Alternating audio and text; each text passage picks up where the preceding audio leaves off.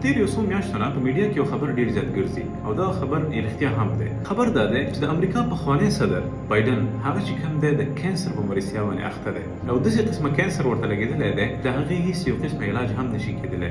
تاسې سوچ وکئ چې د امریکا صدر هغه یو شخص چې په دنیا کې یو وخت ټول نه طاقتور انسان د هغې په یو ساين باندې په یو فیصلې باندې په زرګونو خلک هغه مړه کېږي هم او په زرګونو او په لکونو خلک چې کوم دی هغه د جیلونو نه هم خلاصېږي. یعنې هغه د دې طاقت لري چې یو قوم بیخي تباه کړي یو ملک بیخي تباه کړي دونه هغه پورې هغه طاقت لري. دې خلکو سره د پیسو د ډاکټرانو د دواګانو د هیڅ څه ستونزه ورسره نه دنیا بهترین ډاکټران د دې لپاره موجود دي.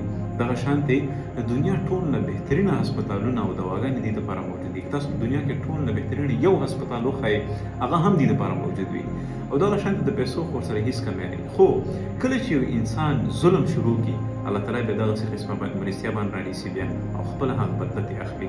نن بایډن چې کوم دی هغه به د الله تعالی نه څوک خلاصوي.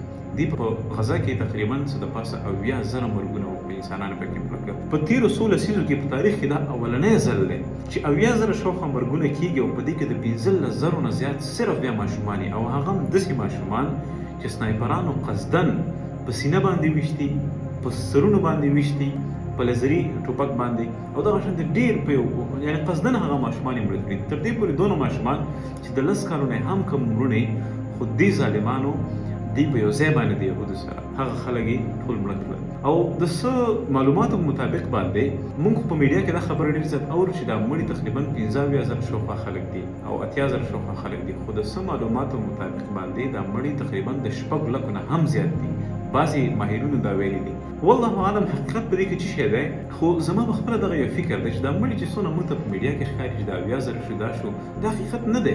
هغه وجه دا ده که تاسې وګورئ په غزه کې د هر یو قسمه میډیا بنده کړې ده ډېره کمه میډیا یې هلته فعاله کړې ده او هغه میډیا چې کومه فعاله کړې ده په غزه کې نو هغه هم د خپلو څه اصولو او شرایطو تر لاندې فعاله کړې ده او هغې کې هم دې ته څه داسې خطره او دې ته کوم داسې نقصان پکې نه وي ځکه یې هلته فعاله کړې ده.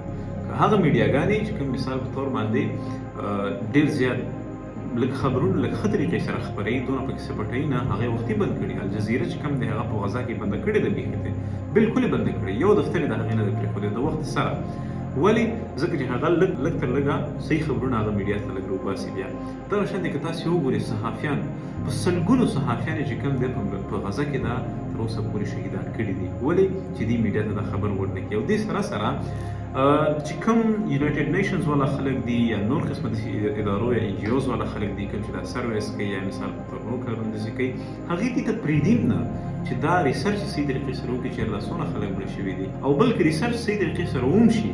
تاسې وګورئ په غزه کې یو کور نن جوړ شته دی هلته په 30 منزله 40 منزله یو بلډینګ چې کوم دی هغه راغورځېدلی نو دونه وسایل هغې خلکو سره چېرته دي چې په دې 30 منزله بلډینګ په منځونو کې څوک اوسېږي دا ټول بړي ترې وباسي روباسي یو 10 دانې 15 دانې 20 دانې به ترې وباسي.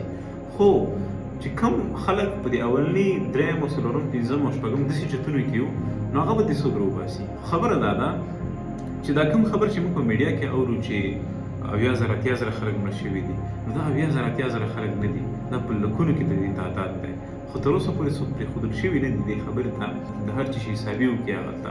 نو کله چې یو انسان ظلم وکړي هغه چې هر څومره طاقتور وي هر څومره پیسه‌دار وي الله تعالی چې کوم دی په یو وخت کې بیا رانیسي. په خپلې زندګۍ کې تاسو دې څیزونو ته ډېر زیات احتیاط وکړئ چې کله چا سره ظلم ونه کړي. نن که تاسو کاروباري حالات که نن ستاسو په مال کې په شهرت کې په هر څه کې د یو انسان نه ښه یاستئ یاد وساتئ چې نن خو ښه یاستئ خو یو وخت الله تعالی د ګیرولو نه ویریږي په دې سلسله کې. ګوره په دې ځمکې په سر به یو د فرعون باندې طاقتور بل انسان کېدی چې رانشي.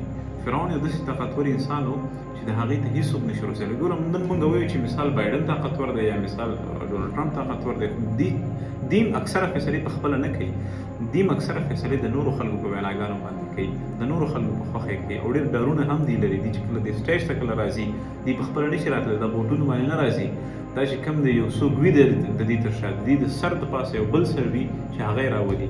خو فرعون ته تاسې سوچ وکړئ دا یو داسې شخص و چې د دې د سر د پاسه بل هېڅوک هم نه و.